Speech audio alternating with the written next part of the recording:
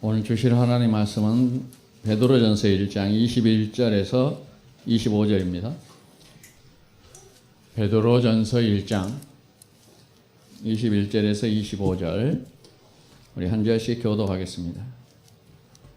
너희는 그를 죽은 자 가운데서 살리시고 영광을 주신 하나님을 그리스도로 말미암아 믿는 자니 너희 믿음과 소망이 하나님께 있게 하셨느니라.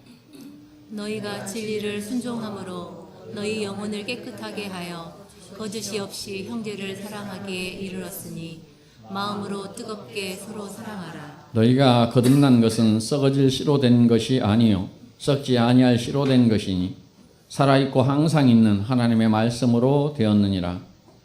그러므로 모든 육체는 풀과 같고 그 모든 영광은 풀의 꽃과 같으니 풀은 마르고 꽃은 떨어지되 오직 주의 말씀은 세세토록 있도다 하였으니 너희에게 전한 복음이 곧 이 말씀이니라.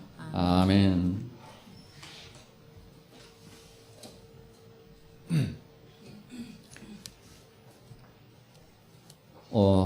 오늘은 베드로를 통해서 우리가 간직한 복음의 말씀, 그것이 무엇이며 또 우리가 간직한 그 복음의 말씀에 우리가 어떻게 반응해야 되며 또 우리가 어떻게 살아야 하는가 하는 부분을 공부하도록 하겠습니다.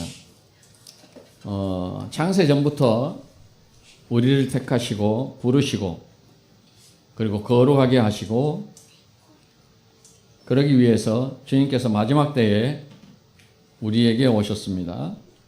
그리고 우리 죄 때문에 죽으셨고 다시 사셨습니다. 그리고 우리로 하여금 믿음을 주셔서 그 사실을 믿게 하셔서 우리가 온전히 이제는 땅의 것이 아닌 하늘의 것을 바라보도록 해 놓으셨습니다. 그렇게 하여 우리의 믿음과 우리의 소망이 오직 이제 하나님께만 있도록 그렇게 해 주셨다 하고 이제 베드로가 우리에게 설명을 합니다. 여러분들이 믿음을 갖고 계시는데 그 믿음이 무엇을 바라고 무엇을 소망하고 있습니까? 한마디로 말해서 왜 예수를 믿습니까? 예수 믿음을 통해서 여러분들이 바라고 소망하는 것이 무엇이냐라는 질문을 드리는 겁니다. 여러분의 생각 말고 하나님께서 왜 여러분을 불러서 예수를 믿게 하셨다라고 생각을 하시냐라는 거죠. 21절에서 뭐라고 하시는지를 우리가 다시 보겠습니다. 1장 21절 너희는 그를 죽은 자 가운데서 살리시고 영광을 주신 하나님을 그리스도로 말미암아 믿는 자니 너희 믿음과 소망이 하나님께 있게 하셨느니라. 너희 믿음과 소망이 하나님께 있게 하시겠다라고 합니다.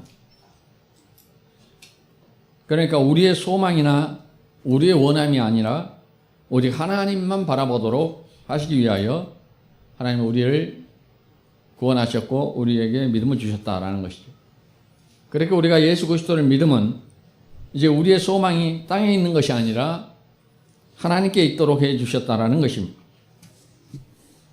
우리는 예수를 통해서만 하나님께 나아갈 수 있고 하나님과 만날 수가 있습니다. 그래서 언제나 성경은 예수 안에서라고 계속 이야기를 하죠. 요한복음 5장 22절에서 23절을 보겠습니다. 아버지께서 아무도 심판하지 아니하시고 심판을 다 아들에게 맡기셨으니 이는 모든 사람으로 아버지를 공경하는 것 같이 아들을 공경하게 하려 하심이라. 아들을 공경하지 아니한 자는 그를 보내신 아버지도 공경하지 아니하느니라. 하나님 여기서 아버지께서 예수님이 하신 말씀이죠. 성부 하나님을 말합니다. 아버지께서 아무도 심판하지 아니하신다. 창세 이후로 모든 심판은 예수님을 통해 이루어졌다는 그런 말입니다. 아담으로부터 시작하여 모든 하나님의 심판은 하나님 직접 하시지 아니하시고 아들을 통해서, 우리가 알다시피 창조도 아들을 통해 창조를 하셨기 때문에, 그 이유는 뭐냐 하면 모든 사람으로 아들을 공경하게 하여 하나님을 공경하도록 하기 위함이다 라는 것입니다. 그래서 보내신 아들을 공경하지 아니한 자는 하나님을 공경하지 않음이 된다라고 말씀하고 있습니다. 하나님 아버지께서 모든 권한을 아들에게 주셨다는 거죠. 예수 그리스도. 그러므로 창조도 아들을 통해 하셨고 구원도 아들을 통해서 하시는 겁니다. 하나님을 아는 것도 아들을 통해서 가능하도록 해 놓으셨다라는 것입니다. 그러므로 우리로 예수를 믿게 해 주신 것은 하나님을 소망하고 바라보도록 하기 위해서예요. 하나님만이, 천국만이 우리에게 유일한 소망이다 하는 것을 우리가 알아야 한다라는 것이죠. 요한복음 14장 6절을 보겠습니다. 예수께서 이르시되 내가 곧 길이요 진리요 생명이니 나로 말미암지 않고는 아버지께로 올 자가 없느니라. 이 놀라운 모든 사실들을 하나님께서는 만세 전에, 즉 창세 전에 비밀로 감추어 놨던 것인데 그것을 이제 성도들에게 알리셨고 그리고 이루셨다라는 것입니다. 골로새서 1장 26절 27절을 봅시다. 이 비밀은 만세와 만대로부터 감추어졌던 것인데 이제는 그의 성도들에게 나타났고 하나님이 그들로 하여금 이 비밀의 영광이 이방인 가운데 얼마나 풍성한지를 알게 하려 하심이라. 이 비밀은 너희 안에 계신 그리스도 신이 곧 영광의 소망이니라 라고 합니다. 그래서 이 비밀을 아는 성도들로 하여금 이 비밀의 영광이 얼마나 풍성한지를 알게 하려 한다라는 것이죠. 이 비밀이 뭐냐면 바로 우리 안에 계시는 예수 그리스도라고 말합니다. 그는 영광의 소망이다라고 해요. 영광의 소망이다. 우리가 구원 얻게 될 그 영광은 무엇으로 가능하냐면 유일한 소망이신 예수 그리스도로만 그 영광을 얻게 되는 것이죠. 그분만이 영광을 받으실 분이시고 우리에게 영광을 주실 분이시다라는 말입니다. 그러므로 오직 우리의 소망은 예수 그리스도밖에 없다라는 거죠. 예수 그리스도. 우리가 하나님 아버지를 알 수 있는 것도 예수 그리스도가 아니었으면 알 수 없는 일이었습니다. 하나님 아버지를 계시하신 분이 바로 예수 그리스도이시기 때문에 그렇습니다. 요한복음 1장 17절에서 18절입니다. 율법은 모세로 말미암아 주어진 것이요 은혜와 진리는 예수 그리스도로 말미암아 온 것이라. 본래 하나님을 본 사람이 없으되 아버지 품속에 있는 독생하신 하나님이 나타내셨느니라.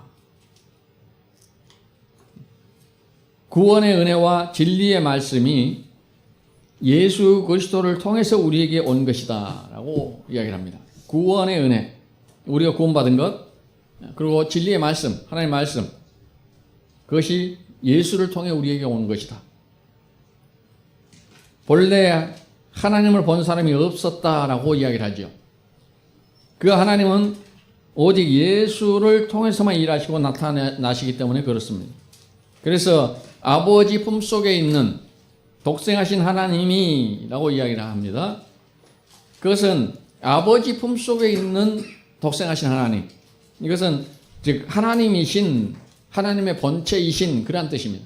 그러니까 예수님은 하나님의 본체이시고 즉 하나님이셨지만 그 이야기죠. 그 아버지 품속에 있는 그리스도께서 우리에게 나타내 보이신 사건이 성육신 사건이죠. 성육신 사건입니다. 구약의 하나님은 우리에게 무서운 하나님, 죄에 대해서 꼭 계산하시는 하나님, 뭐 이런 식으로밖에 우리가 이해할 이해를 못합니다. 이해를 할 수밖에 없습니다. 그러나 주님께서 오셔서 그 하나님은 사랑의 하나님이시고 은혜를 베푸시는 하나님이시고 공의로우신 하나님이라는 것을 알려주신 거예요. 누가요? 예수 그리스도께서. 죄를 싫어하시는 공의의 하나님이시지만 자기 백성을 사랑하셔서 그 죄값을 친히 담당하심으로 용서와 구원을 베푸시는 하나님임을 알게 해주신 분이 예수 그리스도예요. 그러므로 오직 예수 그리스도를 통해서만 하나님을 우리가 알고 하나님께 나아갈 수 있게 되었다라고 말합니다. 우리는 예수를 통해서만 하나님께 나아가요. 우리가 하나님께 나아간다라는 것은 뭘까요? 어떻게 여러분이 하나님께 나아갈 수 있죠? 우리가 하나님께 나아간다라는 것은 구약의 개념으로는 성전 뜰을 통과하여 성소, 그 다음에 지성소로 나아감을 말하죠. 이게 구약 성경에 하나님께 나아감을 설명할 때 그렇게 설명하지만 예수 그리스도께서 이제 모든 성전을 다 완성하시고 성전의 그 제사 개념이 다 사라졌기 때문에 지금 우리가 하나님께 나아간다 라고 말할 때는 하나님께 기도하는 것을 말합니다. 이게 하나님께 나아감이에요. 이게 기도예요. 기도.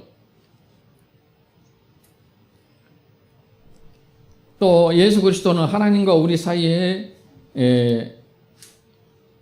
있던 벽을 허물고 하나님과 우리를 화해시키는 역할을 하셨습니다.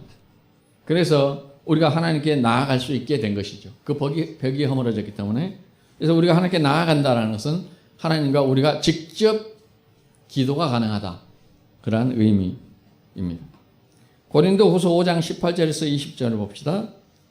모든 것이 하나님께로서 났으며 그가 그리스도로 말미암아 우리를 자기와 화목하게 하시고 또 우리에게 화목하게 하는 직분을 주셨으니 곧 하나님께서 그리스도 안에 계시사 세상을 자기와 화목하게 하시며 그들의 죄를 그들에게 돌리지 아니하시고 화목하게 하는 말씀을 우리에게 부탁하셨느니라. 그러므로 우리가 그리스도를 대신하여 사신이 되어 하나님이 우리를 통하여 너희를 권면하시는 것 같이 그리스도를 대신하여 간청하노니 너희는 하나님과 화목하라. 모든 것이 하나님께로 났는데 그 하나님은 그리스도로 말미암아요. 항상 그리스도로 말미암아 자기와 우리를 화목하게 하셨고 그리스도 안에 계시사 세상을 자기와 화목하게 하셨다. 우리는 죄로 말미암아 하나님과 원수 관계에 있었죠.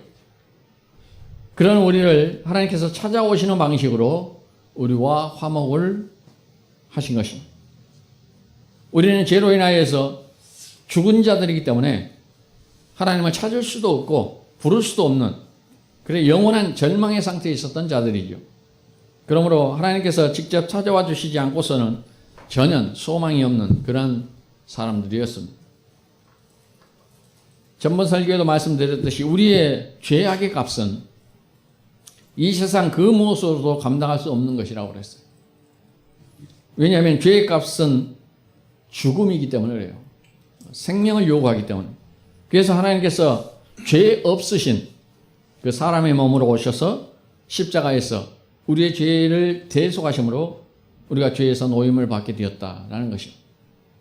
그래서 그리스도를 통하여 세상과 화해를 하셨다라고 하시는 겁니다. 그러므로 우리도 그리스도 안에서 하나님과 화목해야 됩니다. 그리스도 안에서 하나님과 화목해야 돼요. 예수 그리스도를 믿는 것이 그리스도인으로 사는 것이고 하나님과 화목하는 것이에요.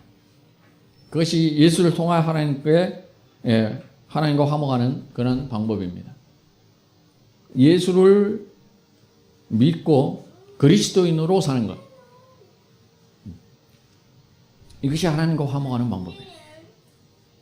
그리고 이제 우리는 그리스도의 사신이 되어 화목하게 하는 그 하나님의 말씀을 우리에게 부탁하신 주님의 명령에 따라서 증인의 삶을 살아야 된다.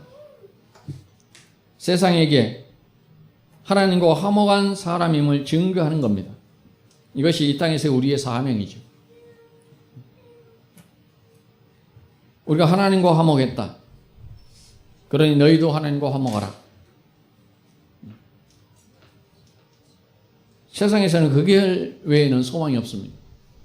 하나님과 화목하는 길만이 우리의 유일한 소망입니다. 그것을 증거하는 겁니다. 이제 예수 그리스도를 믿음으로 말미암아 믿음과 소망이 하나님께 있게 되었다라고 말하죠. 그러니 그 다음 절 22절에서 너희의 믿음과 소망이 하나님께 있게 되었으니 그 다음에 뭐래라? 서로 뜨겁게 사랑하라. 네. 너희가 진리를 순종하는 자가 되었다라고 합니다. 너희가 진리를 순종하는 자가 되었다. 즉 예수를 믿고 예수님의 말씀을 따르는 자가 되었다는 말이에요. 이게 예수 믿는 사람들이죠. 예수를 믿으면 예수님의 말씀을 따르는 자가 된다는 것이죠. 그런 자들은 영혼이 깨끗하게 되어 형제를 사랑하기에 이르게 되었다라는 것입니다. 그러니까 예수를 믿으면 주님의 말씀을 따르게 되어 있고 주님의 말씀을 따르는 자들은 영혼이 깨끗하게 돼요. 영혼이 깨끗하게 되면 어떻게 되느냐? 형제를 사랑하게 되는 거예요. 예, 그러니까 이 과정이, 이 세트가 우리가 할 수 있는 게 아니에요. 예, 우리가 할 수 있는 게 아니고 하나님이 우리로 하여금 믿음을 주셔서 그 우리가 믿음을 가지고 예수 그리스도를 믿게 되면 하나님의 말씀을 따르게 되고 그 말씀을 따르는 자는 영혼이 깨끗하게 되고 그 영혼이 깨끗한 자는 형제를 사랑하기에 이르렀다라고 하잖아요. 이르렀다. 이게 누가 해줬다는 이야기예요. 내가 그렇게 된 것이 아니고 뭐가? 진리의 말씀의 능력이라는 말이에요. 그래서 너희가 예수 믿고 주의 말씀으로 따르고 영혼이 깨끗하게 되어 형제를 사랑할 마음이 너희에게 주어지면 그 말입니다. 그러면 어떻게 하라? 피차간에 서로 뜨겁게 사랑하라. 그러니까 너희의 사랑으로 네가 가지고 있는 그 사랑으로 사랑하지 말고 그 말이에요. 네가 가지고 있는 그 사랑으로 사랑하지 말고 믿음의 말씀이 너희를 사랑하기에 이르게 하면 그 사랑으로 사랑하라는 거예요. 이것이 기독교의 사랑이고 하나님의 사랑이고 그리스도의 사랑이고 우리가 실천해야 될 사랑이 바로 이 사랑이라는 거죠. 우리가 사랑해야 될 실천의 근거, 그 사랑의 근거가 바로 뭐다? 하나님의 말씀, 진리의 복음. 이 복음이 나로 하여금 사랑하게 그럼 할 때 그 사랑 가지고 사랑하는 거다. 우리가 가진 사랑으로 사랑을 하려고 하면 사람의 냄새가 납니다. 우리가 가지고 있는 사랑으로 사랑을 하려고 하면 사람의 냄새가 나요. 예. 그래서 그 사랑을 나는 베풀지만 그 받는 입장에서는 거부해요. 뭔가 어색하고 거부합니다. 그리고 우리가 가진 사랑으로 형제를 사랑하고 이웃을 사랑하려고 하면 오래 가지도 못합니다. 오래 가지도 못해요. 그리고 그 사랑은 늘 상대적인 것이 돼요. 늘 상대적인 사랑. 네. 그래서 나에게 무언가가 주어져야 되고 그래야만이 내가 그 사랑을 유지할 수 있는 것. 하다못해 내가 너를 사랑해 준 사람이야. 이 정도 자기 영광. 내가 너를 사랑해 준 사람이야 라는 스스로 만족하는 그 자기 영광. 그거라도 있어야 네가 가진 사랑으로 남을 사랑할 수 있죠. 그 인간들이 내놓는 사랑이에요. 그거 없이 끝없이 주는 사랑, 주님이 말하는 원수까지라도 사랑하라. 이 사랑이 우리에게서 나올 수가 없는 거라는 거죠. 그래서 네가 가지고 있는 그 사랑으로는 사랑하지 말고 진리의 말씀이 너로 하여금 사랑하게 만들 때에 그 사랑 가지고 사랑해라. 그래서 네 사랑 주지 말고 사람들에게 진리의 말씀이 말하는 그 사랑을 주라. 그 하나님의 사랑을 주라. 그리스도의 그 사랑을 나눠줘라. 그 말이에요.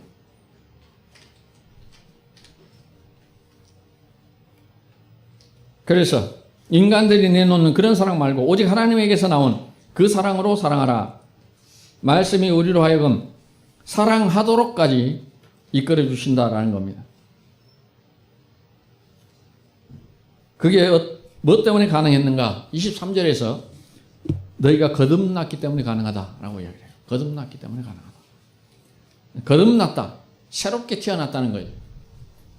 새롭게 태어났다. 어떻게 새롭게 태어나는가?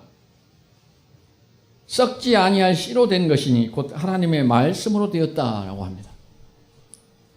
우리가 거듭남, 새롭게 태어난 것은 썩어질 씨로 된 것이 아니라 썩지 아니할 씨인 곧 하나님의 말씀으로 우리가 거듭났다라고 해요.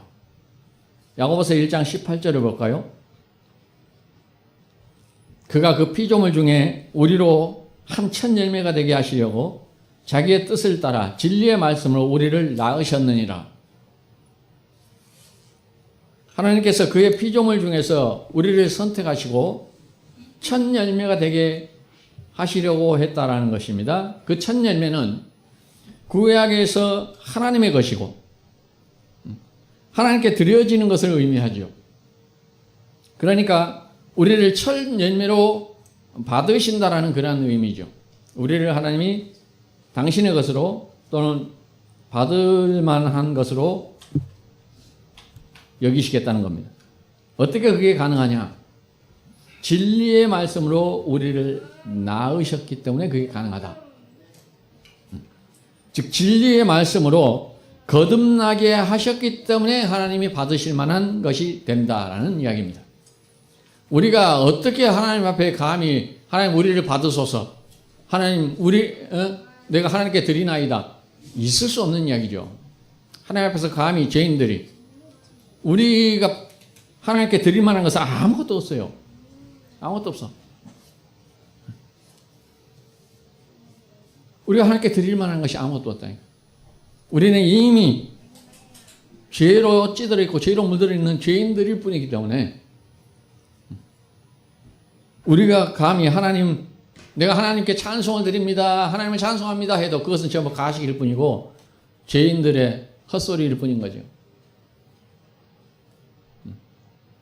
그러므로 우리가 하나님께 드릴 수 있는 그 찬송은 어떤 것으로만 가능한가? 거듭난 사람만이 드리는 찬송을 하나님 받으십니다. 거듭난 사람의 것만 하나님 받으세요.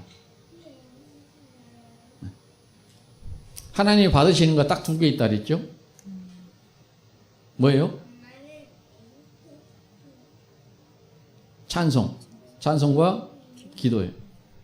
그 찬송이 곧 예배죠.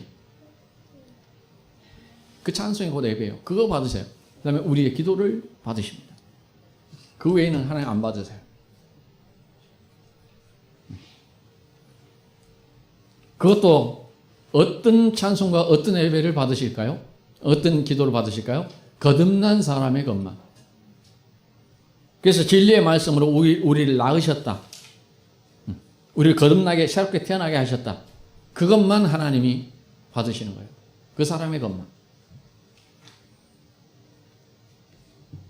그래서 거듭난 사람, 새롭게 태어난 사람, 진리의 말씀으로 하나님이 받으실 만한 그런 거룩한 산 제물이 된 사람, 그 사람이 어떤 사람이냐 하면 야고보서 1장 21절 22절에서 계속 이렇게 이야기를 하죠.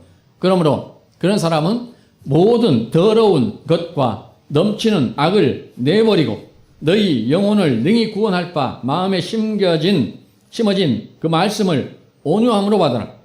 너희는 말씀을 행하는 자가 되고 듣기만 하여 자신을 속이는 자가 되지 말라. 거듭난 사람은 말씀을 받고 그 말씀을 행하는 자다라는 거예요. 그러지 않은 자는 어떤 자다? 자신을 속이는 자다. 우리가 하나님께서 받으실 만한 하나님의 자녀가 되었으니 하나님 자녀의 신분에 맞게 살아야 된다는 뜻입니다.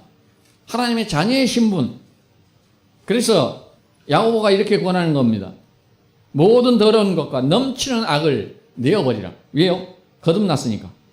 새롭게 태어났으니까. 모든 더러운 것과 넘치는 악을 내어버리라. 우리가 구원 얻었다고 하면서 예수 믿고 나는 천국 갈 수 있습니다. 예수를 믿습니다라고 믿음 고백해놓고 이 넘치는 악과 더러운 것들을 내어버리지 않고 있는 사람은 스스로 지금 자신을 속이고 있는 자들이란 말이에요. 그걸 하나님 모르시겠냐고요. 다 알고 계시잖아요. 다 알고 재고 계세요. 저울에 다 알고 계시는 거예요. 저울에 기울을 때까지 하나님이 정해 놓으신 그 기준에서 저울이 기울일 때까지 다 알고 계세요. 그걸 우리가 뭐라 해요? 하나님의 오래 참으심. 오래 참으심. 그 저울이 기울면 어떻게 해요? 매네매네 대기를 우바로시니 재어보고 재어보아 부족하니 결국 자를 수밖에 없는 거예요. 심판이요. 징계요. 그래서 하나님의 저울이 더 이상 기울이기 전에 빨리 돌아와야 돼요. 그러면 하나님은 동에서 서가 먼 것 같이 너희를 용서하시고 너희 죄를 기억도 아니하신다 하시는 하나님이시단 말이에요. 근데 저울이 다 기울어도 끊임없이 죄를 향해 달려가면 어떻게 하겠어요? 징계하실 수밖에 없죠. 왜요? 하나님이 우리를 아들로 여기시기 때문에 그 사랑이 있다. 그 사랑으로 징계하시는 거예요. 하나님은 죽는 자가 죽어야 될 자가 마땅히 죽어야 될 자가 죽는 것도 기뻐하지 아니하시는 분이 있어요. 그래서 어떻게든 우리가 하나님의 징계를 받지 않는 것을 하나님은 원하십니다. 어떻게든 내 백성이 매를 맞지 않기를 원하시는 하나님이시란 말이에요.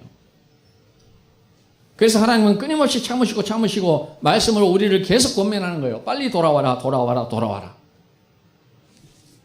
그래서 돌아오면 하나님이 용서하시고 끌어안으시는 분이시다. 그것이 집 나간 둘째 아들이란 말입니다. 나와서 아버지 것을 다 탕진하고 지멋대로 살고 결국에는 하나님께서 그가 스스로 깨닫고 돌아올 때까지 참으시는 하나님이셨잖아요. 그래서 그가 스스로 깨닫고 돌아올 때 하나님은 어떻게 해요? 이 나쁜 놈 내 재산 가져가더니 다 탕진하고 이게 거지가 돼서 돌아왔구나. 이러지 않으셨단 말이에요. 예. 문 밖에서 계속 기다리고 있다가 저 멀리서 둘째 아들이 오는 것을 보고 달려가서 끌어안고 잔치를 베푼 하나님이시다. 그런 하나님을 여러분이 아시면서도 왜 일부러 매를 맞으려고 끊임없이 죄를 향해 치닫냐 이 말입니다. 하나님을 시험하고 하나님을 못 오가는 그런 사람을 말라기에서 보잖아요. 그거 제발 하지 말라는 거 아니에요?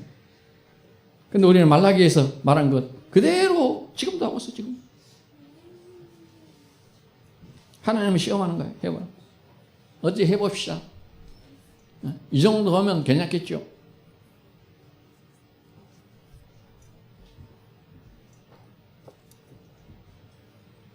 그리고 너희 마음에 심어진 말씀을 온유함으로 받으라고 합니다. 그 말씀은 구원을 위한 것이고 구원을 받은 자들은 모두가 마음에 말씀이 살아있게 된다는 뜻입니다. 구원받은 이들은 마음속에 뭐가 살아있어요? 하나님의 말씀이 살아있어요. 하나님의 말씀이 살아있어요. 왜냐하면 구원받은 이들은 그 안에 누가 계시기 때문에 성령님이 계셔서 늘 하나님의 말씀을 생각나게 합니다. 듣게 하시고 여러분이 지금 이 시간에 설교를 통하여 하나님의 말씀을 듣는 것도 듣고 그렇구나 이게 지금 누가 하고 계신 작업이에요? 성령님이 하시는 작업이라고. 늘 듣게 하시고 늘 깨닫게 하십니다. 중요한 것은 그 다음 문제죠. 뭐예요? 내가 스스로 돌아오느냐. 하나님은 스스로 돌아오실 때까지 길이 참으시는 분. 스스로. 그러므로 하나님께서는 우리 안에 성령님으로 와 계시고 늘 말씀을 듣게 하셔서 깨닫게 하시는 분이시기 때문에 우리가 절대 하나님 앞에서 핑계할 수 없습니다. 내가 몰라서요. 이럴 수가 없어요.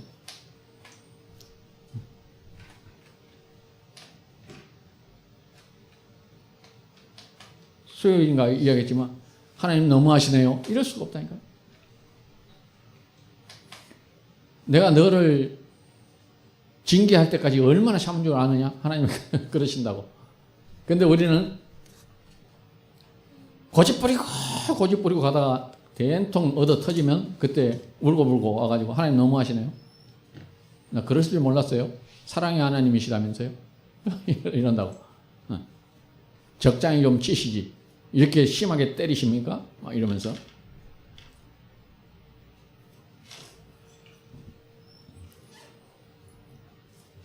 핑계할 수 없도록 하나님은 우리 안에 성령님으로 말씀을 계속 깨닫게 하십니다. 그러므로 그 말씀을 우리에게 뭐라 하냐면 받으라. 제발. 그 말씀을 받으라. 우리는 안 받아요. 무시하고. 한 귀로 듣고 한 귀로 흘리고. 다음에요. 좀만 참아보세요. 내가 다음에는 꼭 주님 뜻대로 할게요. 이러고 있잖아요. 그 말씀을 받으라라고 합니다. 그 말씀을 받으라는 것은 뭔 의미냐면 말씀을 행하는 자가 되라는 거예요. 이게 말씀을 받는 거예요. 말씀을 행하는 자가 되라. 그냥 머리로만 듣고 이해하고 그렇군요. 네, 잘 알았습니다. 그러고 가서 내 마음대로 살아버리는 것은 말씀을 받는 게 아니에요. 말씀을 받는다라는 것은 말씀을 듣고 그 말씀대로 행하는 자가 말씀을 받는 자예요. 그래서 듣기만 하여 자신을 속이지 말라라고 하는 거예요. 듣기만 하여 자신을 속이지 말라.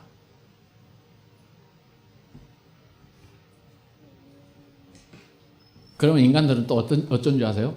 네, 그러면 저는 말씀을 안 들어버리겠습니다. 그럼 더 나쁜 놈이죠. 더 나쁜 놈. 말씀을 안 들어버리겠습니다. 그리고 예배 안 나오래요. 들어놓고 양심에 찔리니 안 들어버리고 내 마음대로 살자. 이거죠. 그러면 어떻게 되겠어요? 매가 더 빨리 오겠죠. 매가 더 빨리 와.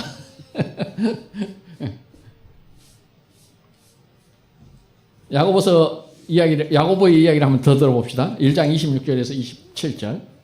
누구든지 스스로 경건하다 생각하며 자기 혀를 재갈 물리지 아니하고 자기 마음을 속이면 이 사람의 경건은 헛것이라.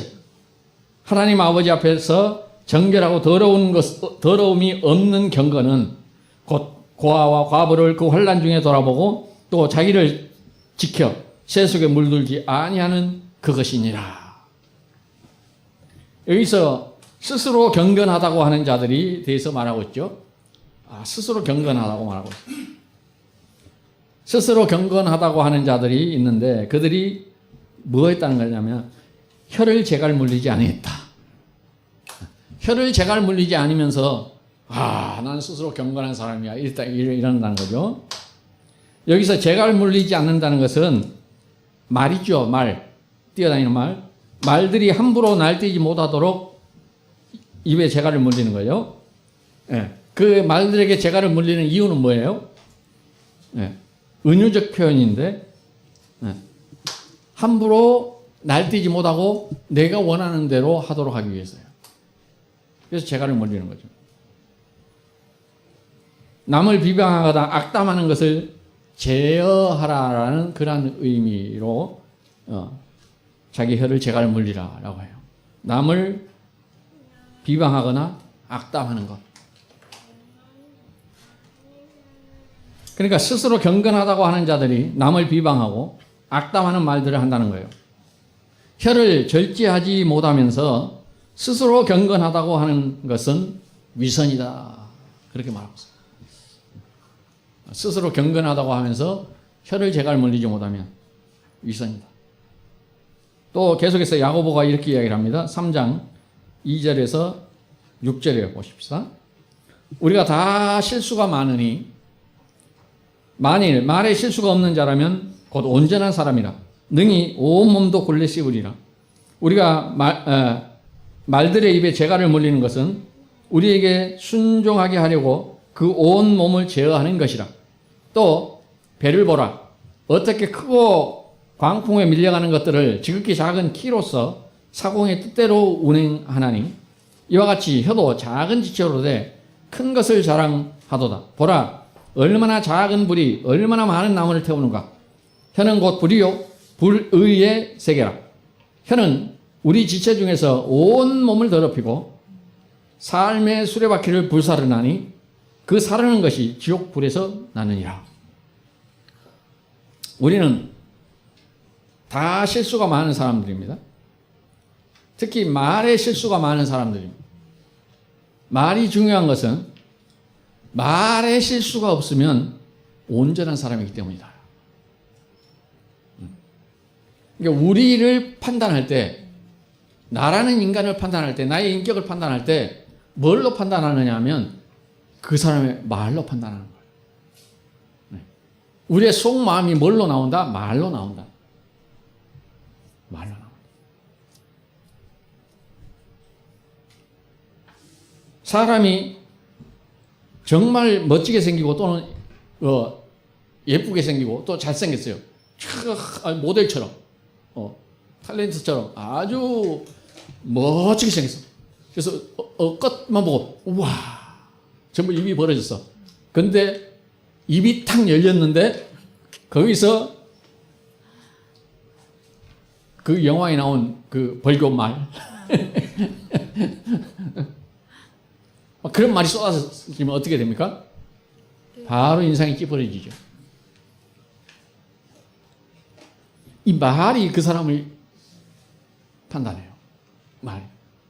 그래서 사람이 짐승인 말에게 재갈을 물리는 것은 그 말이 순종하게 하려는 것이고, 사공이 작은 키 하나로 배를 자기 마음대로 조절할 수 있듯이 우리 몸의 작은 혀를 잘 제어하는 것이 우리의 온 몸을 거룩하게 하는 것이 될 수 있다 라는 이야기입니다.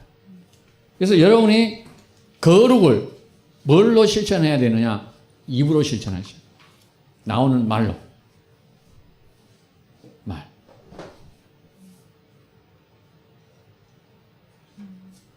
성경책 찬송 딱 끼고 거룩하게 일하고 걸어간다고 이게 거룩이 아니라니까. 이런 식으로 거룩 실천하는 게 아니에요. 날마다 나는 새벽제단 쌓으며 가정예배 드리면서 그게 거룩을 쌓는 게 아니에요. 말이에요, 말.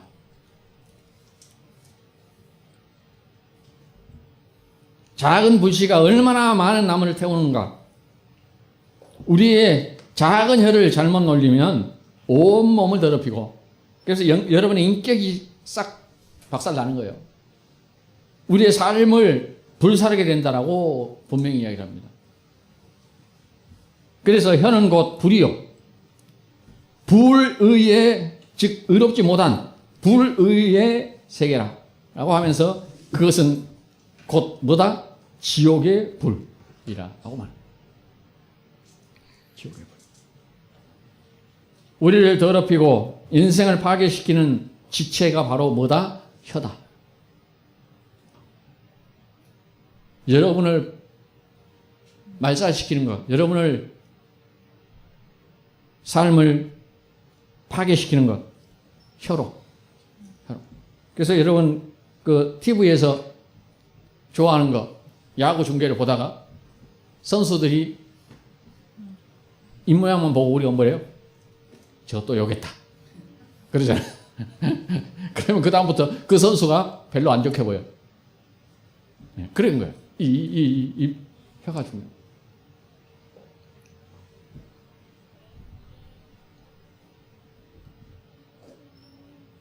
그래서 시편 기자가 이렇게 기도를 합니다. 시편 141편 3절. 여호와여, 내 입에 파수꾼을 세우시고 내 입술의 문을 지키소서. 이게 우리의 기도가 되어야 되죠. 나로서는 안 되니까 늘 기도하셔야죠. 내 입에 파수꾼을 세우시고 내 입술의 문을 지키소서. 우리는 죄가 아주 찌들어 있어가지고 순간순간 입술로 범죄를 해요. 그래서 야구, 아까도 이야기했죠. 야구 보면서 선수가 욕한 거 딱 보잖아요. 그러면 뭐라 그런 줄 아세요, 여러분? 저 새끼 욕했네. 내가 저 새끼.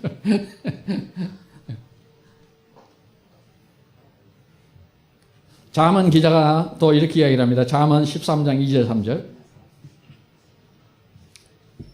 사람은 입의 열매로 인하여 복록을 누리거니와 마음이 괴사한 자는 강포를 당하느니라. 입을 지키는 자는 자기의 생명을 보존하나 입술을 크게 벌리는 자에게는 멸망이 오느니라. 사람은 입의 열매로 인하여 복록, 토부, 선한 것이란 말이에요. 선한 것을 누리거니와 마음이 괴사한 자는 강포를 당하느니라. 마음이 괴사한 자는 그 마음이 속에 죄가 찢어 있는 사람들은 자기 입을 크게 벌리게 돼 있어요. 네. 마지막으로 에베소서를 한 번 더 봅시다. 에베소서 4장 29절. 무릇 더러운 말은 너희 입 밖에도 내지 말고 오직 덕을 세우는 데 소용되는 대로 선한 말을 하여 듣는 자들에게 은혜를 끼치게 하라. 우리가 거듭난 자들이기에 우리가 어떤 사람이라고 했어요? 새롭게 태어났다고요. 거듭난 사람이니까 우리는 하나님의 말씀을 품고 있는 자들이니까 그러므로 우리의 입에서 그 선한 하나님의 말씀이 나와야 된다 이 말이에요. 그 선한 하나님의 말씀. 꼭 욕을 한 것만 잘못된 것이 아니고 선한 하나님의 말씀이 나오지 아니하고 여러분의 생각이 나오는 것도 잘못된 거예요.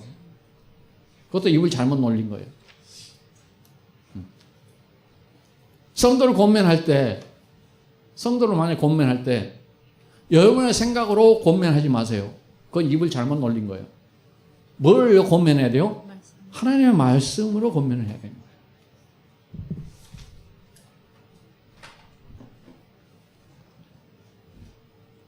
베드로는 마지막으로 이 하나님의 말씀, 즉 복음을 강조하고 1장을 마칩니다. 베드로전서 1장 24절 25절을 봅시다. 1장을 마무리하면서 뭐라면 그러므로 모든 육체는 풀과 같고 그 모든 영광은 풀의 꽃과 같으니 풀은 마르고 꽃은 떨어지되 오직 주의 말씀은 세세토록 있도다 하였으니 너희에게 전한 복음이 곧 이 말씀이니라. 모든 육체적인 것들, 세상적인 것들은 풀의 꽃과 같다라고 비유를 합니다. 그래서 그 화려함과 그 영광은 잠시뿐이라는 거예요. 풀은 마르고 꽃은 곧 떨어지게 된다는 거죠. 그런데 잠시뿐인 이 세상의 그 영광을 누려보겠다고 먹고 마시자 하고 살아야 되겠냐? 그 말이에요. 우리는 거듭난 자들이라니까요. 이 세상의 것이 아니라 우리의 소망은 하늘에 있어요.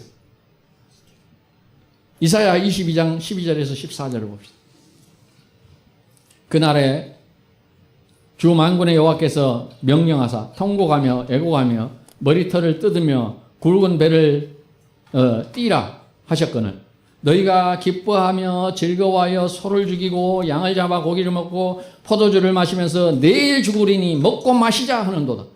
만군의 여호와께서 친히 내 귀에 들려 이르시되 진실로 이 죄악은 너희가 죽기까지 용서하지 못하리라 하셨느니라. 주 만군의 여호와의 말씀이니라. 범죄한 이스라엘에게 하나님께서 명령하시기를 통곡하며 애고하며 머리를 뜯고 굵은 옷을 띠라. 굵은 베옷을 입으라는 소리예요. 이거 뭐 의미하는지 아시죠? 회개를 의미합니다. 회개하라 그 말이에요. 하나님. 회개하라. 돌아오라. 그런데 그들이 뭐라고 합니까? 기뻐하며 즐거워하며 소를 죽이고 양을 잡아 먹고 마시며 내일 죽을 텐데 뭐하러 회개하냐? 이런다는 거예요. 하나님 우리를 안 돌아오면 죽이겠다고 하는데 차라리 죽자 그 말이에요. 차라리 먹고 마시며 마음대로 하고 차라리 죽자. 그런 사람들 많죠? 그리고 먹고 마시자 하나님의 정면으로 못 오가는 거예요. 그래 차라리 우리는 그냥 먹고 마시면 죽을란다는 것이죠. 그들에게 하나님께서 뭐라고 하십니까? 이 죄악은 너희가 죽기까지 용서하지 못하리라 이렇게 하신다는 거예요. 하나님의 말씀이 던져졌을 때 비꼬고 무시하는 태도로 일관하는 자들에게는 하나님의 징계와 심판이 기다리고 있을 뿐이라는 거예요. 그러나 니느웨 백성들을 보세요. 요나가 그 백성들을 향하여 하나님의 심판을 외쳤어요. 그럴 때 그 성이 어떻게 됐어요? 모두 회개했습니다. 왕으로부터 짐승에 이르기까지 금식하며 회개했어요. 하나님의 본심은 좌우를 분별하지 못하는 백성들에게 선지자를 보내서 깨닫게 하여 회개하도록 하는 것이 하나님의 본심입니다. 그렇게 하여 그들에게 내릴 재앙을 거두시는 겁니다. 이것이 하나님의 사랑의 방법입니다. 그러니 하나님의 말씀을 우리가 들으면 회개하고 순종해야 됩니다. 회개하고 순종해야 돼요. 고린도전서 15장 32절에서 33절 보세요. 내가 사람의 방법으로 에베소에서 맹수와 더불어 싸웠다면 내게 무슨 유익이 있으리요? 죽은 자가 다시 살아나지 못한다면 내일 죽을 터이니 먹고 마시자 하리라. 속지 말라. 악한 동무들은 선한 행실을 더럽힌다. 바울이 자기는 사람의 방법으로 살지 않겠다라고 합니다. 사람의 나는 방법으로 살지 않겠다. 우리에게는 부활의 소망이 있기 때문이라는 거예요. 오늘만 있는 것이 아니라 우리에게는 이 세상이 전부가 아니라 영원한 저 하나님의 나라가 있기 때문에 그래서 내일 죽을 터이니 먹고 마시자 하며 살아갈 수가 없다. 우리는 내일이 있기 때문에. 그러므로 바울이 뭐라 하느냐? 속지 말라. 속지 말라. 앞에서 말했어요. 나는 사람의 방법으로가 아니다. 그러므로 속지 말라는 건 뭐예요? 사람의 방법에 속지 말라. 사람의 소리에 귀 기울이지 말라. 그 말입니다. 왜냐하면 그 악한 동무들이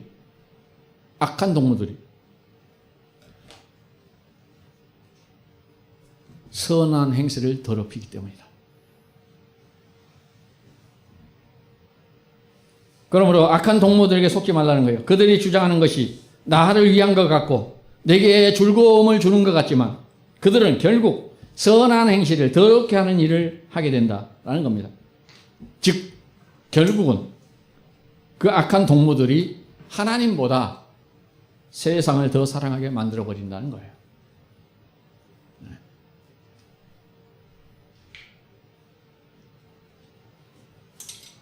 여러분 누구의 말을 듣고 삽니까? 사람의 소리에 사람의 말에 귀를 기울이고 삽니까? 하나님의 말씀에 귀를 기울이고 삽니까?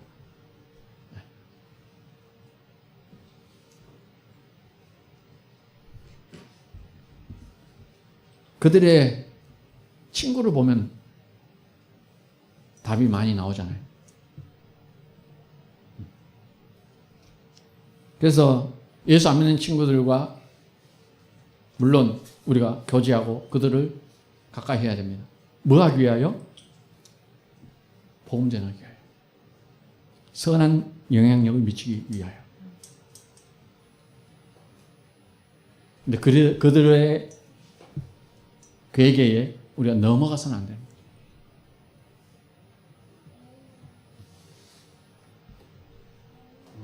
항상 우리는 믿지 않는 친구들 대할 때 저들이 하는 것이 진리에 맞지 않다라는 것을 항상 염두에 두고 만나야 돼요. 그 생각 없이 그냥 좋아서 그냥 희애고 이렇게 하자고 하면 그래 하자. 저래? 그러면 안 된단 말입니다. 우리는 항상 생각해야 돼요. 나는 예수 믿는 사람이고 저 사람은 예수 안 믿는 사람이에요. 저 사람이 이걸 하자 할 때 나는 어떻게 반응해야 될 것인가? 항상 생각하며 만나요. 그 하나님이 어떤 상황에 어떤 기회로 저에게 복음을 증거하게 하실 것인가 늘 생각하고 있어요. 그것이 우리가 이 땅에서 받은 사명 아니에요. 사명. 증인이 되라. 늘 증인으로 살려고 어떻게 하면 그리스도를 증거할 수 있을까? 이 생각으로 사셔야 돼요. 기도하겠습니다. 주님 감사합니다. 우리가 받은, 우리가 간직한 이 복음의 진리의 말씀, 그 말씀 앞에 우리가 늘 순종하며 복종하며 그리고 우리에게 맡겨준 이 복음 들고 증인으로 우리가 설 수 있게 인도하여 주옵소서.